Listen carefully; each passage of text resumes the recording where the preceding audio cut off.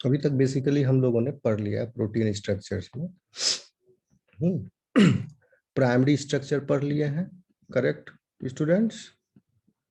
You have understood primaries. What do you mean by primary structure of the protein? The linear sequence of its constituent amino acids will be considered as its primary structure. Secondary structure we have seen. क्या था secondary structure? एक polypeptide chain के किसी एक local reason या segments में वहां पर किस तरह से फोल्डिंग है पॉलीपेप्टाइड के बैकबोन का, वो सेकेंडरी स्ट्रक्चर था। ये हम लोग देख लिए। फिर टर्शियरी स्ट्रक्चर्स हम लोग पढ़ रहे थे, याद आ रहा है बच्चों? गैप हो गया है? हेलो? Yes sir. ठीक है, टर्शियरी स्ट्रक्चर हम लोग पढ़ रहे थे। टर्शियरी स्ट्रक्चर में क्या कह रहा था, पूरा पॉलीपेप्टाइड के बैकबोन का जो कन्फर्मेशन है, बायोलॉजिकली एक्टिव कन्फर्मेशन, प्लस इस बैकबोन में, पॉलीपेप्टाइड बैकबोन में जो आर ग्रुप्स अटैच्ड हैं उनका रिस्पेक्टिव पोजीशंस स्पेस में क्या है, that will be considered in tertiary structure of the protein. ठीक है, तो टर्सरी स्ट्रक्चर किसी एक सिंगल पॉलीपेप्टाइड चेन का है। Okay, how the polypeptide chain is folding, okay, this will come under the tertiary structure of the protein. अब वो बात अलग है कि इस प्रोटीन में बहुत सारे पॉलीपेप्टाइड्स यूनिट हैं, हो सकता है, या एक सिंगल पॉलीपेप्टाइड यूनिट भी, एक सिंगल पॉलीपेप्टाइड चेन का बना हो सकता है प्रोटीन, या कई सारे पॉलीपेप्टाइड चेन्स हो सकते हैं। तो कई सारे पॉलीपेप्टाइड चेन्स होंगे तो then we will see quaternary structure of the protein, क्योंकि हर पॉलीपेप्टाइड चेन का फिर अपना एक टर्शियरी स्ट्रक्चर है। ओके, तो पहले समझने के लिए टर्शियरी स्ट्रक्चर के अंदर हम लोग पढ़ रहे थे दो तरह के प्रोटीन्स, एक तो स्ट्रक्चरल प्रोटीन्स है, क्वाटरनरी स्ट्रक्चर पर उसके बाद में आएंगे। स्ट्रक्चरल प्रोटीन्स में हम लोगों ने पढ़ा था कौन कौन सा, अल्फा कीरेटिन याद होगा, और कोलेजन, कोलेजन पढ़े थे, सिल्क फाइब्रोइन पढ़े थे, याद आ रहा है? सिल्क पढ़े थे, ठीक है। और ग्लोबुलर प्रोटीन्स में, यानी अगर टर्सरी स्ट्रक्चर देखा जाए किसी भी प्रोटीन का तो बेसिकली दो तरह के स्ट्रक्चर्स हैं, और उससे उसका फंक्शन जो है प्रोटीन के स्ट्रक्चर से ही डिराइव होता है। तो बेसिकली जो स्ट्रक्चरल प्रोटीन्स हैं उसमें एक particular type of secondary structure element जो है वही प्रेजेंट है इन द एंटायर प्रोटीन। तो सेकेंडरी स्ट्रक्चर क्या है, एक जैसे अल्फा केरेटिन में सेकेंडरी स्ट्रक्चर क्या है, अल्फा हेलिक्स। अल्फा हेलिक्स एक सेकेंडरी स्ट्रक्चर है, लेकिन दो अल्फा हेलिक्स यानी two alpha helices they coiled around each other. याद आया आपको? Two alpha helices are coiled around each other, तो इसको आप सेकेंडरी स्ट्रक्चर नहीं समझोगे, this will be considered as super secondary structure where two alpha helices are coiled around each other. ठीक है ना, each alpha helix was right handed and the super coiled structure was left handed in orientation. Okay, so this यहां पर आप catch है, आप इसको समझोगे। सेकेंडरी स्ट्रक्चर जो है वो एक पॉलीपेप्टाइड चेन में है प्रेजेंट, किसी एक लोकल एक सेगमेंट में वहां पर किस तरह से अरेंजमेंट है बैकबोन का, not the R group, backbone का जो अरेंजमेंट है। ठीक है, तो अल्फा कीरेटिन में क्या था, दो डिफरेंट पॉलीपेप्टाइड्स है या सेम पॉलीपेप्टाइड्स है, दो पॉलीपेप्टाइड है, सॉरी, टू पॉलीपेप्टाइड चेन्स और दोनों पॉलीपेप्टाइड चेन जो है अल्फा हेलिक्स है, और ये दोनों पॉलीपेप्टाइड चेन आपस में क्वाइल्ड है। तो आप इस तरह के स्ट्रक्चर को, जो कि हम टर्सरी स्ट्रक्चर में पढ़े हैं फाइब्रस प्रोटीन का जो अल्फा केराटिन है, इस तरह के स्ट्रक्चर्स को आप क्वाटर्नरी स्ट्रक्चर भी कह सकते हैं। This is quaternary structure of 2 alpha helices. क्यों? क्योंकि क्वाटर्नरी स्ट्रक्चर का ही डिफिनेशन है when 2 or more polypeptide chains are held together in a protein, then the resultant structure, which is formed by the combination of 2 or more polypeptide chains, that structure will be considered as the quaternary structure of the protein. Okay लेकिन हम लोग इस tertiary structure समझने के दौरान ही इसको हम लोग पढ़े थे, अल्फा केराटिन। तो दिस स्ट्रक्चर, ये जो स्ट्रक्चर है जिसमें 2 डिफरेंट पॉलीपेप्टाइड चेन्स इन्वॉल्व हैं और अल्फा हेलिक्स है, दोनों टाइटली क्वाइल्ड, 2 अल्फा हेलिक्स जो है आपस में टाइटली क्वाइल्ड है, this region can be called as motif और फोल्ड, ब्रॉडर टर्म में मोटिफ। तो मोटिफ जो है वो प्रेजेंट हो सकता है किसी एक प्रोटीन में, किसी एक पॉलीपेप्टाइड चेन में भी, या मल्टी सब यूनिट प्रोटीन है जैसे कि अल्फा केराटिन इज क्या, मल्टी सब यूनिट प्रोटीन है, क्योंकि बहुत सारे पॉलीपेप्टाइड चेन, बहुत सारे 2 पॉलीपेप्टाइड चेन। कोलेजन क्या हुआ? कोलेजन भी multi subunit protein, you can say structural protein but multi subunit, because 3 polypeptide chains are involved here, और ये तीनों पॉलीपेप्टाइड चेन मिलकर के super secondary structure that is called as collagen triple helix वो form कर रहा था। तो ये एक्चुअली हायरार्कियल टर्म नहीं आप समझोगे, secondary structure and super secondary structure, कि सुपर सेकेंडरी स्ट्रक्चर जो है वो टर्सरी और सेकेंडरी स्ट्रक्चर के बीच का एलिमेंट है, ठीक है, ऐसा नहीं है। हाँ, आप समझने के लिए समझ सकते हो, when 2 or more than 2 secondary structural elements, okay, when they constitute a particular region of a protein, that will be called as motif। या डिफिनेशन वाइज आप कर सकते हैं कि मोटिफ और फोल्ड जो है दैट इज ए रिकॉग्नाइजेबल, एक प्रोटीन है, ग्लोबुलर प्रोटीन है। In this globular protein, if you are considering this region, suppose in this region there is a presence of, suppose, beta alpha beta loop। Definition भी हम आपको बताएंगे, अभी समझिए concept को। मेरी आवाज आ रही है? यस सर, आ रही है। ठीक है, बीटा अल्फा बीटा। अब क्या हुआ कि सपोज एक प्रोटीन है, अभी हम सिंपल में समझिए, मल्टी सब यूनिट को छोड़ दीजिए, मल्टीमेरी प्रोटीन, एक polypeptide chain, single polypeptide chain, उस सिंगल पॉलीपेप्टाइड चेन में क्या हुआ, एक बीटा स्ट्रैंड है and there is one more beta strand, suppose, and the connecting link between these 2 parallel beta strands, the connecting polypeptide segment between these 2 parallel beta strands is arranged in alpha helix pattern, suppose, then this will be called as, दिख रहा है आपको figure मेरा बनाया हुआ, दोनों arrow same direction में है, that means it is parallel. दिख रहा है बच्चों? Yes this will sir. Beta alpha beta. देखिए आप, इसमें एक बीटा स्ट्रैंड हो गया and this is second beta strand and this is the alpha helix, जो कि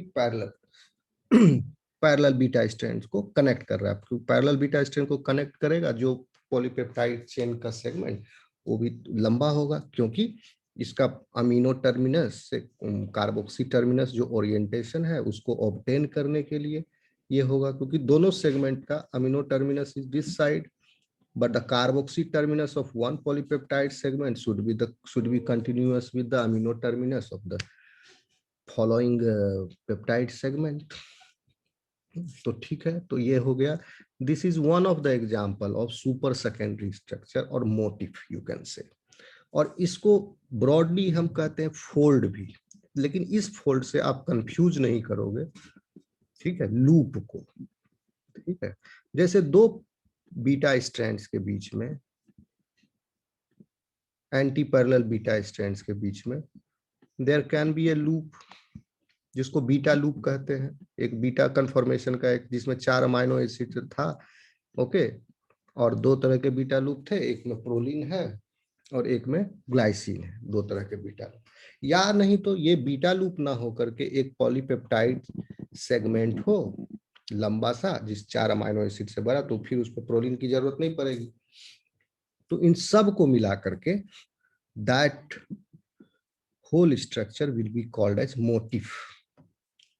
तो लिटरल इसका डिफिनेशन आप ये कहोगे कि मोटिफ और fold is a recognizable folding pattern where two or more elements of the secondary structure and the connections between them, okay, are considered. Is means a motif is involved of motif constitutes two or more elements of the secondary structure and the connecting fold between them, connecting and the connection between them also. मैं इसको मिटा दूं ताकि आपको और अच्छे से समझा सकूं. अभी तक आपको कोई प्रॉब्लम है? No sir. समझ रहे हैं? ओके. क्योंकि मोटिफ अगर आपको समझ में नहीं आएगा तो आपको डोमेन समझ में नहीं आएगा. दोनों के बीच में अंतर है. देखिए, मैं एग्जाम्पल के माध्यम से आपको बताऊंगा. मोटिफ उसको कहते हैं, सेकेंडरी स्ट्रक्चर तो आप समझ गए, एक पॉलीपेप्टाइड चेन है, उसका कोई एक सेगमेंट को हम एनालाइज करके देखें, अगर उस सेगमेंट में बैकबोन, पेप्टाइड बैकबोन का फोल्डिंग पैटर्न जो है कुछ ऐसा है जो कि रिपीट हो रहा है बार बार. और रिपीट क्यों हो रहा है बार बार? क्योंकि 5 साइड डायहेड्रल एंगल जो है वो सिमिलर हो गया है, इसलिए रिपीट हो रहा है. जैसे कि बार बार टर्न हो रहा है अल्फा हेलिक्स का, या बीटा सीट बन रहा है. डिफरेंट प्लेन जो है, बीटा हर पेप्टाइड ग्रुप जो है डिफरेंट प्लेन में जिगजैग पैटर्न में अरेंज्ड है, जैसे बीटा सीट में देखे थे. तो ये तो था आपका सेकेंडरी स्ट्रक्चर. लेकिन जब दो या दो से अधिक सेकेंडरी स्ट्रक्चर एक साथ जुड़ जाए, आपस में मिले हुए हो, नजदीक हो, और एक लोकल रीजन, एक suppose if this is a polypeptide chain and if we analyze this region, and in this region we find 2 beta strands and 1 alpha helix, and this region is a combination of 2 beta strand and 1 alpha helix. Suppose जैसे कि अभी हम आपको बताए beta alpha beta क्या motif, beta alpha beta motif बताया आप आपको, ठीक है. दो पैरेलल बीटा स्ट्रैंड्स के बीच में एक अल्फा हेलिक्स है. Suppose this is present in a particular segment of the polypeptide of a polypeptide, then it will be called as motif. ये तो बात हो गई सिंगल पॉलीपेप्टाइड की. ओके, अभी तक ये समझ में आया मोटिफ आपको? यानी मोटिफ जो है वह एक रिकॉग्नाइजेबल फोल्डिंग पैटर्न है. कहां पर? किसी एक पॉलीपेप्टाइड के अंदर. रिकॉग्नाइजेबल, ये रिकॉग्नाइज कर लिया गया कि ये रीजन जो है प्रोटीन के बाकी रीजन से भिन्न है. इस रीजन में 2 बीटा स्ट्रैंड है और उन दोनों बीटा स्ट्रैंड के बीच में एक अल्फा हेलिक्स है. समझ में आ रही बात?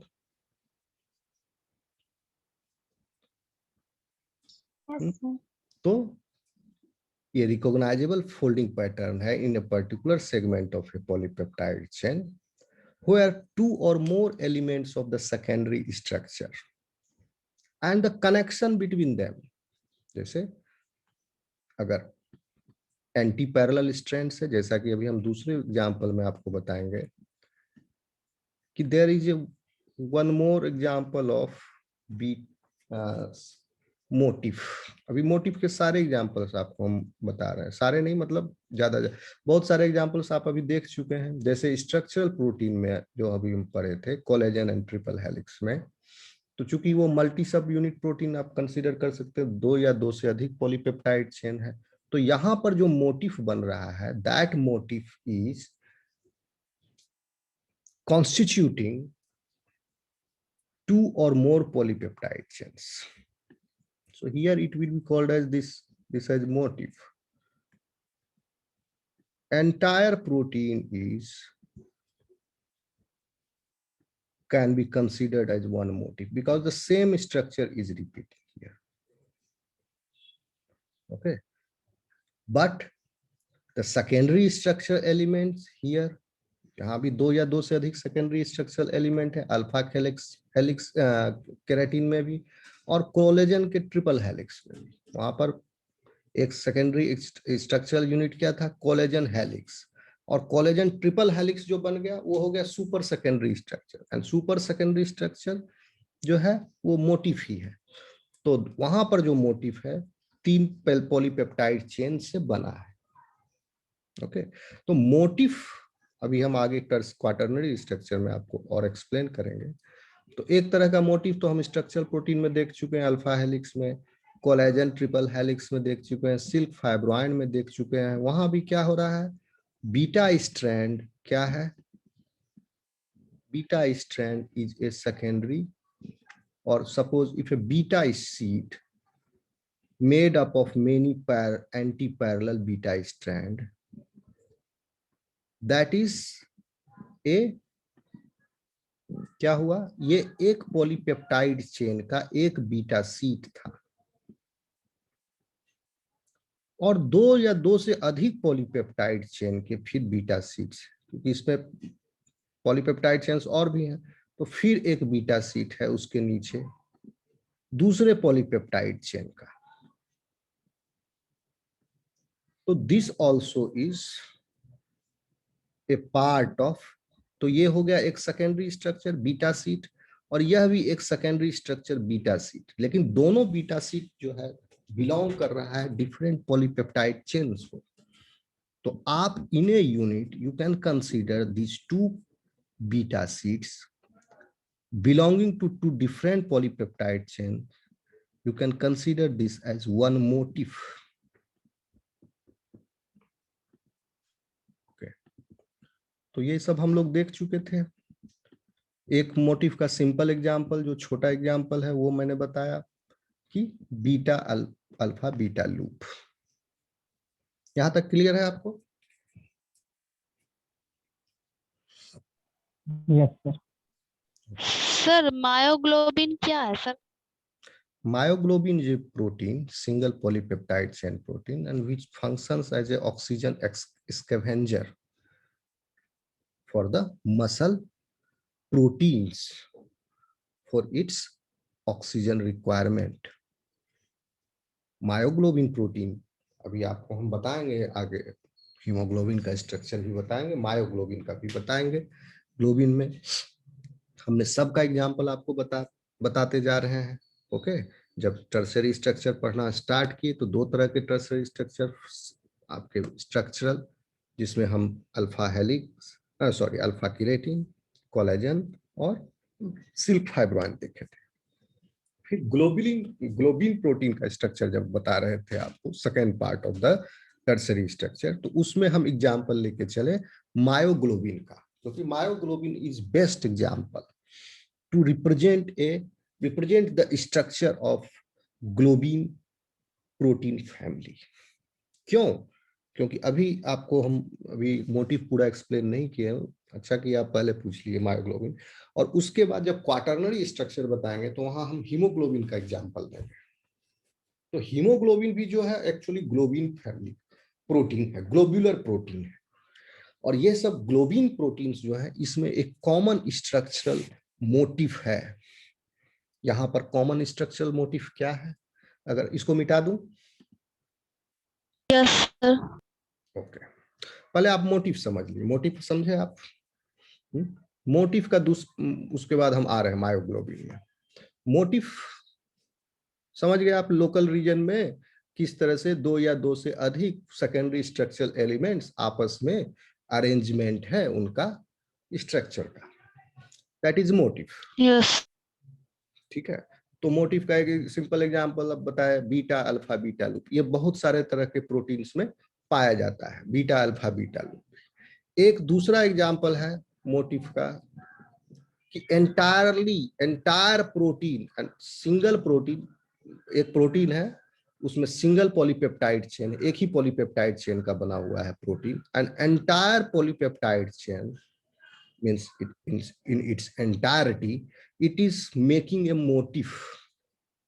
जैसे अल्फा केरेटिन में आप देखें पूरा का पूरा प्रोटीन ही जो है एक ही तरह का मोटिफ है, दैट इज अल्फा है। Two alpha helices are super coiled against each other, एक ही मोटिफ है। जैसे कोलेजन ट्रिपल हेलिक्स है, 3 कोलेजन हेलिक्स का आपस में सुपर सेकेंडरी स्ट्रक्चर है, सुपर क्वाइल्ड है। तो पूरे प्रोटीन में that single type of motif is there. इसी तरह ग्लोबिन फैमिली, वो तो था स्ट्रक्चरल प्रोटीन्स का एग्जांपल। अब ग्लोबुलिन प्रोटीन, ये ग्लोबुलर प्रोटीन में आपको मिलता है अल्फा अभी जो बताया बीटा अल्फा बीटा लूप, एक मिलता है बीटा बैरल, यानी एक बुलेट की तरह है। बैरल मतलब होता है खोखा, मतलब जैसे यू कैन से 1 ड्राम, पूरा हॉलो ड्राम है अगर, और ये इधर से भी ओपन है, दोनों साइड से ओपन है, ठीक है, इधर से भी ओपन है इधर से भी, तो you can say this as a barrel. तो एक प्रोटीन है उसका नाम है अल्फा हीमोलाइसिन। ये एक बैक्टीरिया के द्वारा प्रोड्यूस किया जाता है, और इस प्रोटीन में लिख लेता हूं spelling, हीमोलाइसिन, and this protein is made up of a single polypeptide chain, and the entire polypeptide chain is arranged in such a way that it forms a beta barrel. Means there are many beta strands in this single polypeptide chain, and these beta strands are arranged anti-parallelly, and it is making a cylindrical hollow type of structure, and that makes beta barrel। मैं आपको figure में दिखाऊंगा, note में है वो figure, I'll show you। तो आप समझ जाए, जैसे एक कोई चटाई है उसको गोल करके लपेट दिया जाए और बीच में खाली रखा जाए, ऐसा चटाई को गोल जैसा लपेट लो, बीच में खाली है, so you can say that structure is resembling a barrel। तो इस तरह होता है। तो इससे क्या फायदा मिलता है इसको, क्योंकि बीटा सीट है ये सर्कुलरली अरेंज्ड बीटा स्ट्रैंड्स, तो इसमें हाइड्रोफोबिक रेसिड्यूज बहुत सारे हैं, तो इसको प्लाज्मा मेम्ब्रेन में एंकर करने में इसको काफी मदद मिल जाती है। जिससे क्या होता है, as the name indicates haemolysin, it lyses the cell. Bacteria है रेस्पॉन्सिबल इसके लिए, प्रोड्यूस करता है इसको बैक्टीरिया आपका स्टेफिलोकोकस ऑरियस। और जो ये हीमोलाइसिन, दिस इज ए टॉक्सिन, और ये क्या करता है, प्लाज्मा मेम्ब्रेन को, आपके प्लाज्मा मेम्ब्रेन को छेद कर देता है। मतलब बैरल है, बैरल के जैसा ये हाइड्रोफोबिक रेसिड्यू है, प्लाज्मा मेम्ब्रेन में एंकर हो गया। Now the cytosol is continuous with the extracellular environment, so the cytoplasmic content will ooze out from the cell and cell will die। So this is the strategy adapted by the bacteria with the help of this protein। तो इस protein का structure है beta barrel. तो entirely पूरा protein का एक polypeptide chain इस तरह से anti parallel beta strands arranged हैं like a cylindrical hollow structure in the form of barrel, so it helps the protein for its specific function। in the cell killing. ठीक है, so this is beta barrel. आई बात समझ में? आगे चलें, कुछ पूछना है?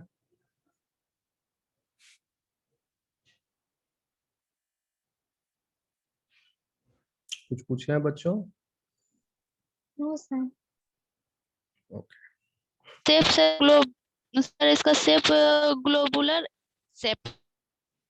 यस, ग्लोबुलर तो है, ठीक है ना, ये तो मैंने पिक्चर बना दिया। ग्लोबुलर तो है, ये फोल्ड बहुत सारे क्योंकि एंटी पैरेलल शीट्स हैं, तो क्या होगा, इनका जो कनेक्शन है इसमें एक लूप है, ओके, एंड पर लूप्स है, and this whole structure is somewhat globular protein, but it globular protein में क्या है, this is barrel, okay.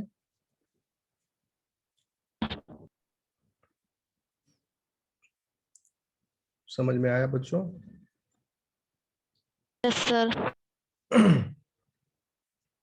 Okay, तो अभी आप देखिए, ये थर्ड हम लोग कंसीडर करेंगे, एक आपका क्या है, ग्लोबिन फोल्ड या ग्लोबिन मोटिफ। मिटा दें इसको? Yes, sir. Third we will see globin है ना। अब जितने भी प्रोटीन्स के नाम में आपको लास्ट में ग्लोबिन नजर आएगा, सफिक्स हीमोग्लोबिन, मायोग्लोबिन, इम्यूनोग्लोबिन, उन सब ग्लोबिन प्रोटीन्स में there is a presence of globin motif और फोल्ड। यह इस तरह का सुपर सेकेंडरी स्ट्रक्चर सब में प्रेजेंट है जो कि ग्लोबिन प्रोटीन्स है। तो ग्लोबुलर प्रोटीन्स में भी ग्लोबिन प्रोटीन्स जो है, जैसे हीमोग्लोबिन, मायोग्लोबिन। अब ये ग्लोबिन मोटिफ है क्या? आपको मायोग्लोबिन का स्ट्रक्चर मैं लास्ट टू लास्ट क्लास में मैंने बताया था। मायोग्लोबिन में कितने अमाइनो एसिड्स हैं? 153 amino acid residues are present in single polypeptide chain in myoglobin protein. ठीक, याद आया? इस 153 अमाइनो एसिड रेसिड्यूज में 70% of the amino acid residues were present in where 8 alpha helices। ठीक है, 8 अल्फा हेलाइसेज में 70% इसके अमाइनो एसिड रेसिड्यूज मौजूद हैं। यानी 70% अमाइनो एसिड रेसिड्यूज जो है वो सब मिलके 8 अलग अलग तरह के अल्फा हेलाइसेस का फॉर्मेशन कर रहे हैं। और इन अल्फा हेलाइसेस में सबसे छोटा वाला जो अल्फा हेलाइसेस है उसमें अमाइनो एसिड रेसिड्यूज की संख्या 7, और सबसे बड़ा वाला अल्फा हेलाइसेस जो है उसमें 23।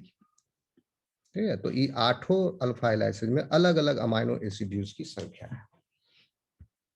ये मैं बता रहा हूं आपको ग्लोबिन मोटिफ, जो कि प्रेजेंट है मायोग्लोबिन, हीमोग्लोबिन, इम्यूनोग्लोबिन सब में, जिसमें ग्लोबिन आपको सफिक्स लगा हुआ मिलेगा जिस प्रोटीन में। तो एसेंशियली क्या है, ये ग्लोबुलर प्रोटीन ही है, ओके। और यह ग्लोबिन मोटिफ, अब आपको आगे हम बताएंगे मोटिफ और डोमेन में क्या डिफरेंस है। तो पहले मोटिफ समझ लीजिएगा तो डोमेन भी आपको समझ में आएगा। इस केस में मायोग्लोबिन के केस में क्या है और हीमोग्लोबिन के केस में क्या है, दोनों केस में बताएंगे आपको। पहले आप इसको समझिए, ग्लोबिन मोटिफ, इसको एक यूनिट आप समझेंगे क्या है। ये मायोग्लोबिन का है स्ट्रक्चर है जो बता रहे हैं मायोग्लोबिन। क्यों मायोग्लोबिन को हम देख रहे हैं ग्लोबिन मोटिफ के लिए? मायोग्लोबिन जो है सबसे पहला प्रोटीन है जिसको मायोग्लोबिन, ठीक है ना स्पेलिंग? हाँ ठीक है।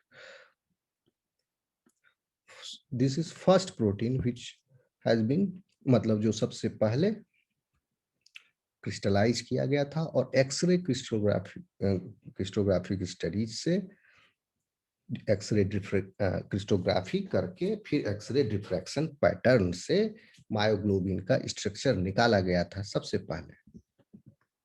पहला प्रोटीन जिसका स्ट्रक्चर एलिसुलेट किया गया था, 3 डायमेंशनल स्ट्रक्चर। ये हो गया आपका सिंगल पॉलीपेप्टाइड चेन वाले प्रोटीन्स में। और